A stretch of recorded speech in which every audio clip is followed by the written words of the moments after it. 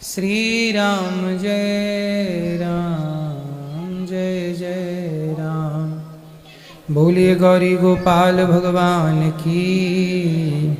स्वागत है आपका आज की मंगलमयी प्रश्नोत्तरी में। जिनका प्रश्न है वो हाथ उठाएं। महाराज जी सादर प्रणाम जी। मैं महाराष्ट्र से यवतमाल डिस्ट्रिक्ट पुसद तालुका यहाँ से लगभग 1200 किलोमीटर है वहाँ से आया हूँ जी। और मैं न्यूज़ रिपोर्टर हूँ। कुछ 2 दिन से यहाँ पे ठहरा हूँ, दर्शन के लिए आया था गौरी गोपाल के और बांके बिहारी के। तो कुछ अनुभव यहाँ से अद्भुत अनुभव आया और कुछ प्रश्न इकट्ठे यहाँ पे मैंने किए। वो प्रश्न मैं आपसे पूछना चाहता हूँ। जी महाराज जी, आप वर्षों से वृद्ध माताओं की सेवा कर रहे हैं, उनके लिए भोजन, निवास, सम्मान और पारंपरिक अपनापन, यह सब आज समय बहुत ही बड़ा कार्य है।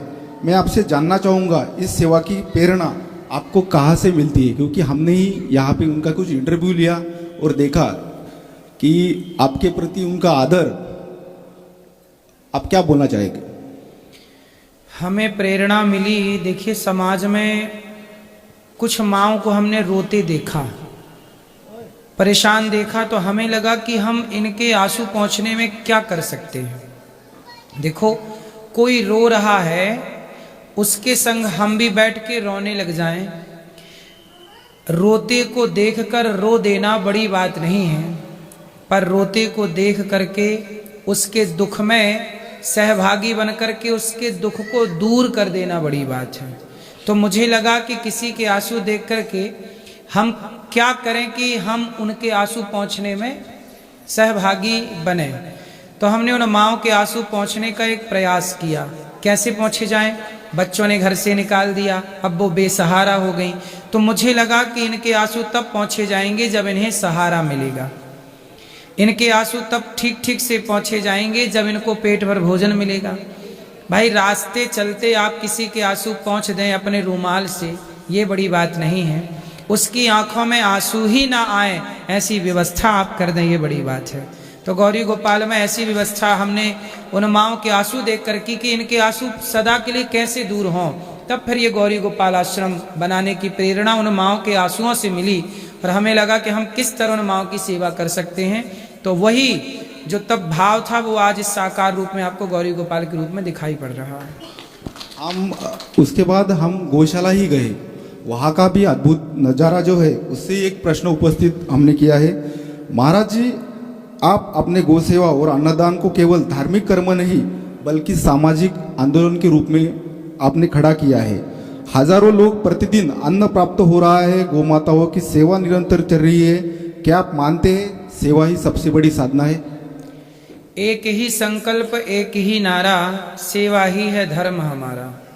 हमें लगता है मेरा अपना स्वार्थ ये है, मुझे लगता है कि देखो मेरी जिंदगी बहुत थोड़ी सी है।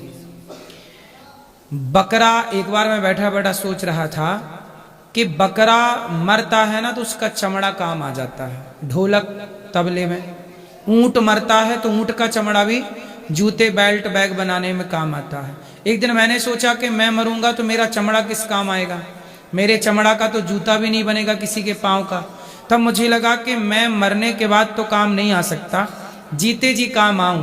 तो मेरा स्वार्थ ये रहता है कि मैं सबकी सेवा करके पुण्य कमाऊं। ये पुण्य कमाना मेरा स्वार्थ है, क्योंकि यही पुण्य धन बन करके मेरे संग चलेगा। बाकी जो कमाओगे सब सबका यहीं धरा रह जाना है। इसलिए मेरा अपना ये स्वार्थ है कि वृद्ध माँओं की सेवा करूं। अखंड यहाँ गायों की सेवा चलती है, गायों की सेवा हो। गाय भी क्यों भूखी प्यासी रहे। हम देखो, धरती के प्रत्येक जीव की सेवा तो भगवान ही कर सकते हैं, पर जितना करने योग्य ईश्वर ने हमें बनाया है, हम जितना कर सकते हैं उतना करते हैं। तो गौरी गोपाल आश्रम में 400 गौ माता हैं और 125 नंदी हैं, और वहाँ विद्यार्थी भी पढ़ते हैं 150। तो ये जीव मात्र की जितनी सेवा हो जाए, हम किसी के जितने काम आ सकते हैं। एक दिन हम मर जाएंगे, हम किसी के काम नहीं आएंगे। जलने के अतिरिक्त हमारा क्या काम बचेगा, ये चमड़ी जल जाएगी। तो जब तक जी रहे हैं तो काम आए, बस यही है कि काम आते रहें। सभी में बांट कर खाए उसे इंसान कहते हैं। पराया दर्द अपनाए उसे इंसान कहते हैं। यूं भरने को तो पक्षी भी अपना पेट भरते हैं, सभी में बांट कर खाए उसे इंसान कहते हैं। तो यही भावना है, हमारा सनातन धर्म यही सिखाता है कि सभी में बांट कर खाइए। महाराज जी, और एक प्रश्न है, जब कोई व्यक्ति समाज के लिए बड़े स्तर पर कार्य करता है तो उसके साथ आलोचना, आरोप, विवाद भी सामने आते हैं। ऐसे समय में आप स्वयं को मानसिक और आध्यात्मिक रूप से कैसे संतुलित रखते हैं और न्याय व्यवस्था पर आप किस प्रकार विश्वास है? देखिए, अपने आप को कंट्रोल इसलिए रख लेते हैं क्योंकि पूरा भरोसा भगवान पर है। लोग तो गिराने का एक मौका नहीं छोड़ते, गिराने का पूरा प्रयास करते हैं। यदि किसी ने थाम रखा है तो केवल भगवान ने थाम रखा है, इसलिए उन्हीं के आश्रित हम रहते हैं। भगवान के भरोसे हैं, एक भरोसे एक बल एक आस विश्वास, एक राम घनश्याम हित चातक तुलसीदास। एक भगवान के सिवा हमारा कोई भरोसा नहीं है, किस पे भरोसा करें।